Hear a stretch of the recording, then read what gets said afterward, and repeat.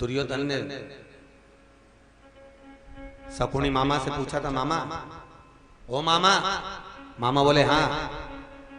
ये भीष्म पितामह चाहे तो पांडवों को अभी मार दे, मेरे 100 भाई मरते चले जा रहे हैं पर पांडव एक भी नहीं मर रहा। भीष्म पितामह को क्रोध क्यों नहीं आ रहा, गुस्सा क्यों नहीं आ रहा? शकुनी मामा ने कहा, भांजे वो एकांत में भोजन करता है, पर्दे में भोजन करता है, सात्विक भोजन करता है, इसलिए उसको गुस्सा नहीं आता। तो यदि भीष्म पितामह को क्रोध दिलाना हो तो क्या करना पड़ेगा? शकुनी मामा ने कहा, भांजे भीष्म पितामह के भोजन पर चंडाल की दृष्टि पड़वा दे। चंडाल की दृष्टि जैसी भीष्म पितामह के भोजन पर पड़ेगी उसकी बुद्धि बिगड़ जाएगी। कर तो दुर्योधन बोला, मामा जब भीष्म पितामह एकांत में भोजन करते हैं, पर्दे में भोजन करते हैं, सात्विक भोजन करते हैं, तो मैं चंडाल कैसे भेजूं? इतने में शकुनी मामा ने कहा, भांजे तू चंडाल से कम है क्या? तू चंडाल से कम है? जो दूसरे की जायदाद खा जाए, दूसरे का धन खा जाए, दूसरे की सत्ता खा जाए, तो वो चंडाल से कम हो सकता है? मामा तुम मुझे चंडाल कह रहे हो? इतने में तुरंत शकुनी मामा ने कहा, मैंने तुझे चंडाल नहीं कहा, मैंने तो प्रैक्टिकल करने की बात करी है कि प्रैक्टिकल करके देख ले। एक बार प्रैक्टिकल करने में जाता क्या है, एक बार भोजन की थाली पे तेरी दृष्टि दे दे, अगर गुस्सा आ जाए तो समझ लेना, नहीं आए तो समझ लेना। इतने में दुर्योधन जाते जाते मन में सोचा, मामा की बात तो मानना पड़ेगी, एक बार भीष्म पितामह के भोजन पे दृष्टि देने में क्या जाए। इतने में थाली जा रही थी भीष्म पितामह, और भीष्म पितामह की थाली जा रही ढकी हुई थी।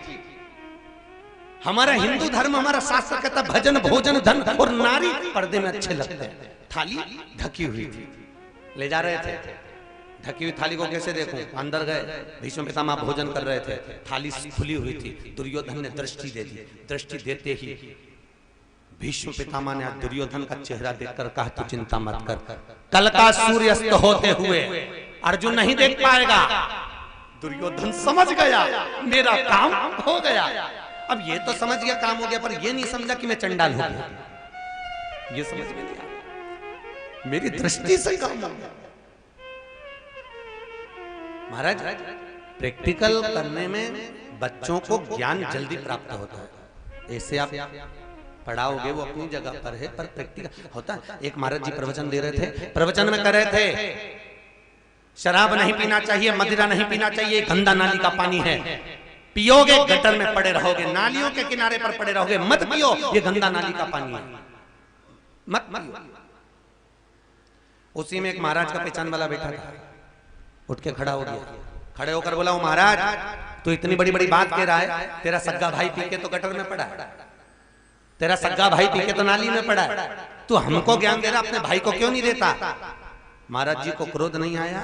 महाराज जी ने कहा, देखो भैया मैं भी प्रवचन दे रहा हूं, मेरा भाई भी प्रवचन दे रहा है, बस अंतर इतना है मैं मुंह से समझा रहा हूं, मेरा भाई प्रैक्टिकल करके दिखा रहा है। मैं मुख से समझा रहा हूं, मेरा भाई प्रैक्टिकल करके दिखा रहा है। आप जिससे समझ सकते हो उससे समझ जाओ। मन आपका है, धारणा आपकी है, चित्त वृत्ति आपकी है, चिदानंद वृत्ति आपकी है, आप समझो। आप किससे करते महाराज?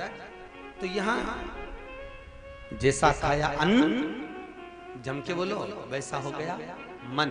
जैसा पियो पानी वैसी हो गई वाणी, जैसा पियो दूध वैसा बन गया बुद्ध। इसलिए कहते हैं डब्बे का दूध मत पियो, थैली का दूध मत पियो, थैली जैसे हो जाओगे। गौ माता का पियो, गौ जैसे निर्मल हो जाओ। आज के जमाने में जिसको भी देखो वो थैली जैसा बढ़ते चले जा रहा है, थैली का दूध पी पी के। गौ माता का दूध पाचक होता है, पाचन क्रिया अच्छी होती है। गाय का दूध पियोगे, पेट भी साफ, शरीर भी ठीक, निर्मल।